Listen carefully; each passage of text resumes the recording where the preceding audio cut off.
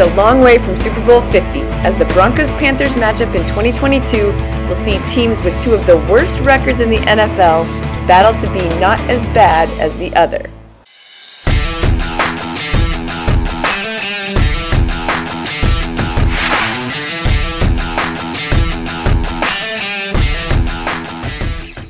Hey everyone, please do me a favor and hit the subscribe button and the like button. Because if you don't like it, what are you even doing here? Seriously, please subscribe. MHR Live. Thank you. Hey Broncos country, I'm Lori Lattimore-Volkman, and this is your post-Turkey Day roundup. The Broncos took a little time off for Thanksgiving too, and let's hope that it got them thinking about what they're grateful for. Such as having a job. Just ask Melvin Gordon. The day after the game last week, he was given his walking papers. And while many were happy about that, I for one was not. I know he was a fumble machine. Cutting him seemed a bit drastic and possibly vindictive. Either way, he was the fall guy, and many players probably are thinking that if they don't contribute, they could end up in the same boat. So, be thankful. Or maybe they should be thankful for fans like Broncos country who are sticking around despite this pathetic showing each week. Hopefully, everyone is thankful for the Broncos defense that is the number one reason this team has any wins this year. And probably everyone, including the head coach, is thankful that Clint Kubiak is the new play caller.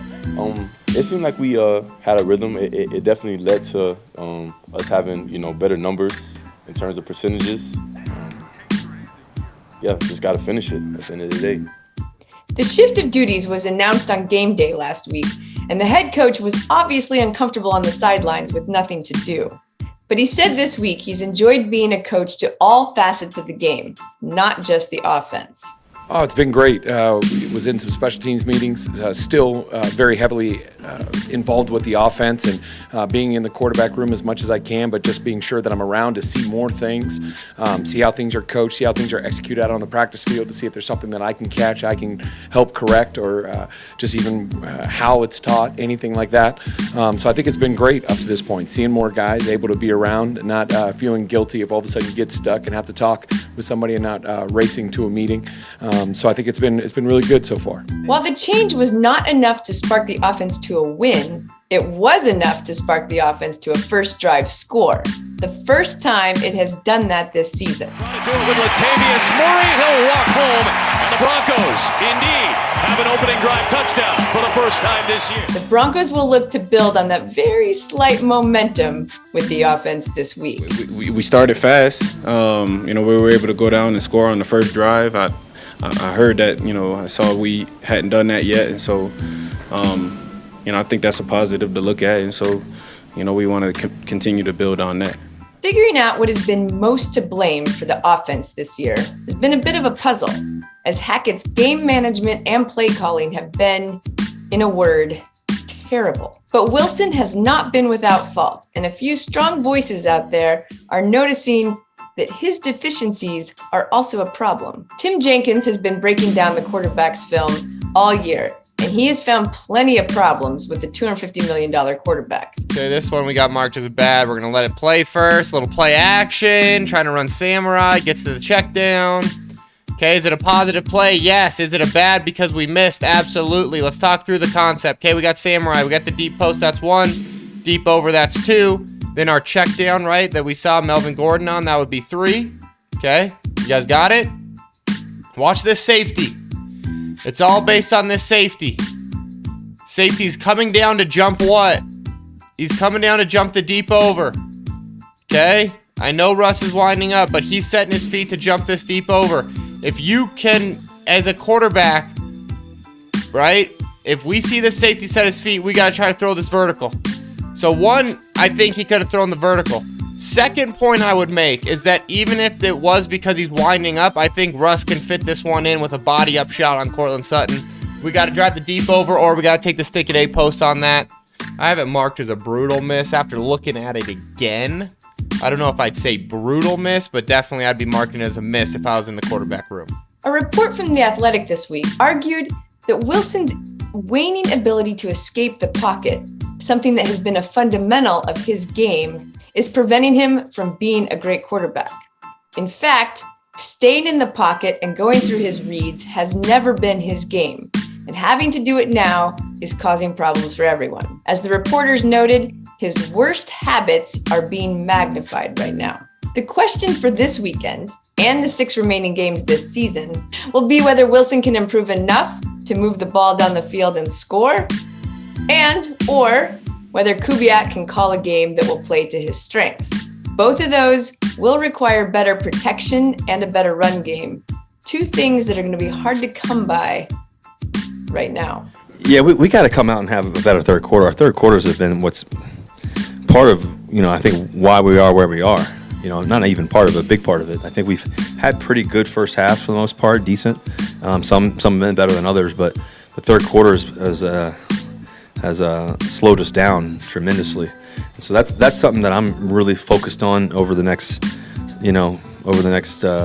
few days, and then obviously going to this game and the rest of the games we have this year, and hopefully we can turn it around. Moving on to the Panthers game. At 3-8, the Panthers are about as frustrating for their fan base as the Broncos are for us. With a carousel of quarterbacks that will be settling on Sam Darnold this weekend, and wasted talent on offense and defense, this Panthers team cannot be counted out. Hackett noted that the quarterback is often overlooked for his athletic ability.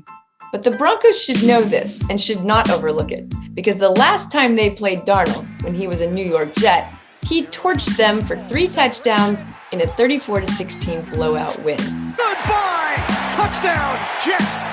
He's underestimated as an athlete. I mean, he can take off, he can extend plays, he can run with the ball, he can make scramble drills come alive. So I think that's going to be probably the biggest challenge for us, is making sure we contain him in the pocket, not let him get out and get loose. That will fall on a pass rush that has been strong but not dominant since trading away Bradley Chubb and having Randy Gregory on IR, as well as a secondary that has been amazing but did get torched a few times last week. Darnold told the media this week that his focus is that Broncos defense, a unit he called very good. I think they do a really good job mixing up their pressures. I think they do a really good job disguising. Their safeties are really good, and Jackson and Simmons. Obviously, their secondary with Pat Surtain, and obviously they got a great front. So we got our hands full, but it'll be fun to attack them, and it'll be a fun challenge for us. For Darnold, the goals will be similar to the Broncos, having good first and second down plays that lead to first downs or manageable third downs. Also something that the Broncos offense should be focusing on. With a strong defensive front that likes to bring a lot of pressure on the quarterback, Russell Wilson and the offense are going to need to get back to that quick passing game they started with last week. He's been a very good player throughout his time in the league, and they do a lot of unique things from their pressure. They love to pressure. They're one of the highest pressuring teams in the league. They'll bring it from all over, and they'll definitely test Russell. He's going to have to follow his protection rules, understand what he's going to be facing, because they're going to throw everything at him. And there's going to be some things that they haven't done before that they're probably going to throw at him. But they're a really good defense, both with their pressure schemes and just, their stout front up. 95 is a monster in the middle. They've got a lot of good football players. As mentioned earlier, that run game will be key, and getting it going with a trio of relatively new running backs will be important. Now, without Melvin Gordon or Chase Edmonds, who's on IR, it will be up to 3 NFL journeymen: Latavius Murray, who's played a few games with the Broncos now, Marlon Mack, and Devine Ezekbo. I know it was a lot of expectations around it, right? But I think what people forget is it's not easy. It's not easy to win. It's not easy to just come in and click right away, right? I think it's been done, right? But it's not an easy thing to do. So, for somebody that's in it now, and you go out there and you prepare, you practice, and then to not have the results that you expect, that hurts even more. So it's not easy though, and so that's why when you win, it feels good. You need to enjoy it and appreciate it, because they're hard to come by. This matchup against the Panthers will not be easy, but it is one of the easiest games they have left.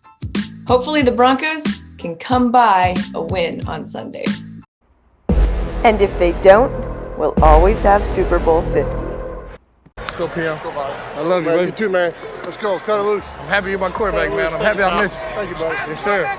Go get him, boy. Let's go, Bubba. Go. Hey, I got 3 reminders, all right? 3 reminders, okay? Breathe. All right, don't forget to breathe out here, okay? Have fun and compete your ass off, all right?